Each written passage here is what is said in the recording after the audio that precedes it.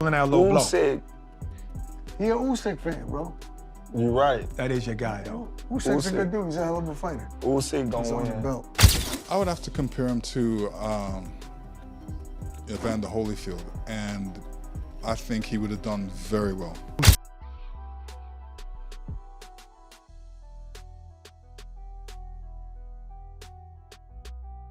Boxing legends are in near-universal agreement: Oleksandr Usyk might never lose.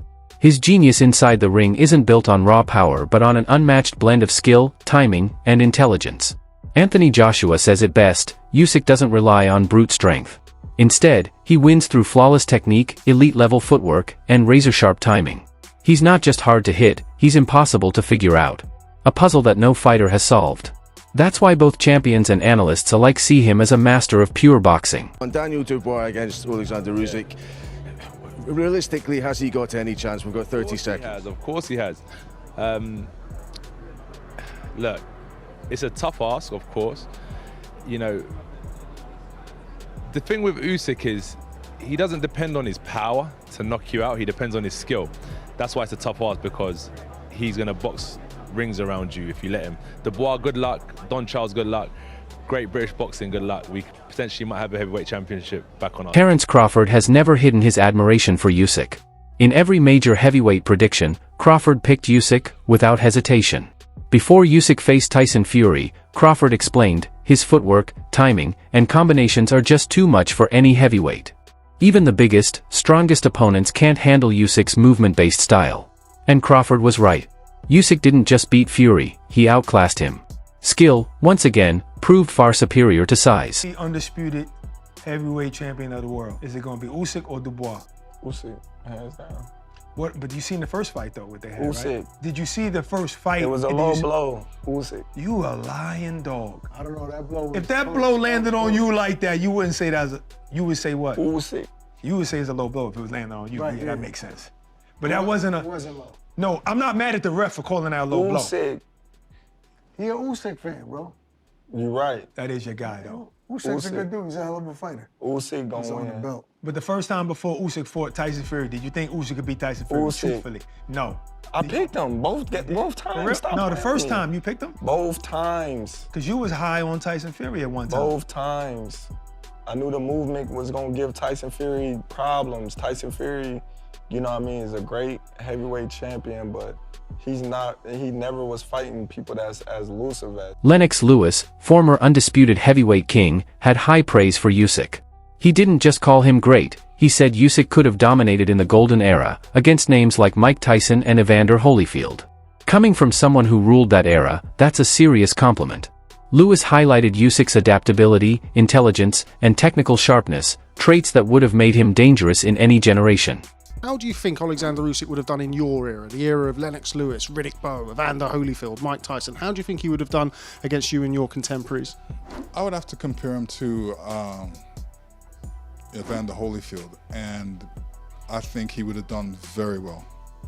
Very well. I don't think he would have lasted against me because, you know, I throw a mean uppercut in there, and I noticed he gets caught with uppercuts, so he wouldn't have been able to stand up to my uppercut. Respected trainer and analyst Teddy Atlas didn't hold back either.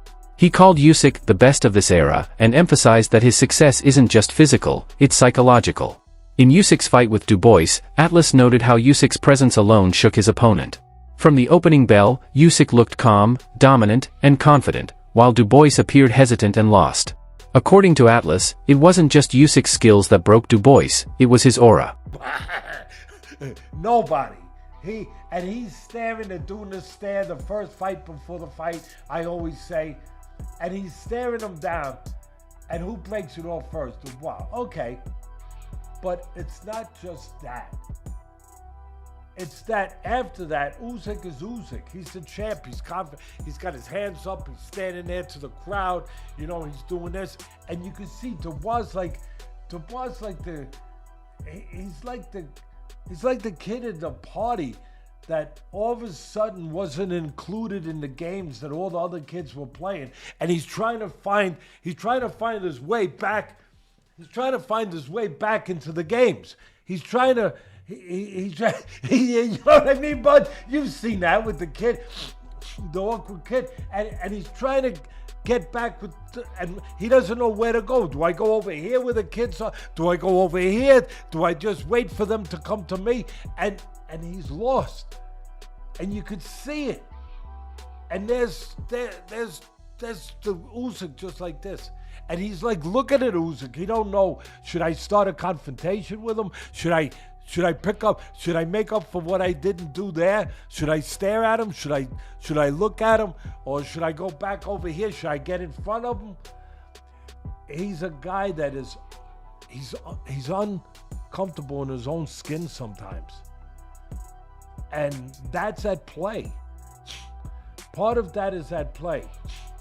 At the end of the day, what happened was, from an analytical standpoint, they looking for the southpaw killer, the right hand. They look too much for it. The delivery system, it's got to be there. That wasn't the delivery system that you want, where you're launching right hands, where you're reaching with right hands. That's not the delivery system.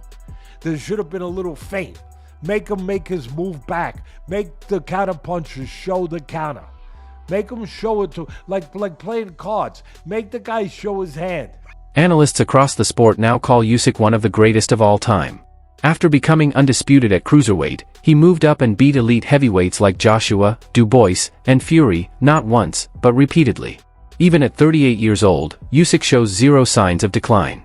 His performances defy age, and no one seems to have the tools to beat him. Watching Usyk now is like watching greatness in its purest form. At heavyweight, he's now beaten Joshua twice, he's beaten Fury twice, he's beaten Dubois twice, he's cleared out cruiserweight, he's cleared out heavyweight, he's undisputed for the second time. Every accolade you could possibly do, and he's done it in under 25 fights. We're watching greatness.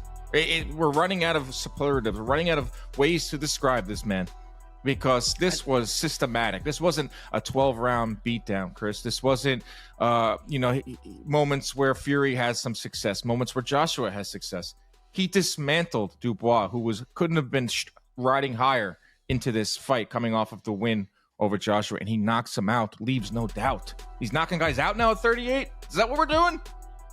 I'm going to go back to the one word that I used, and I went like slightly viral for this last year after the Tyson Fury, I think maybe the first fight. I was like, the guy's unbeatable. You can't beat him. I don't see him losing. He just doesn't know how to lose. The guy just finds a way to win no matter what. And now he's finding ways to win and just separating himself from all these guys. And I disagree. I thought Daniel Dubois came out with a great game plan at the beginning of the round. In round one, he came out relaxed. He was the first 30 jab. seconds, maybe. No, the whole first round.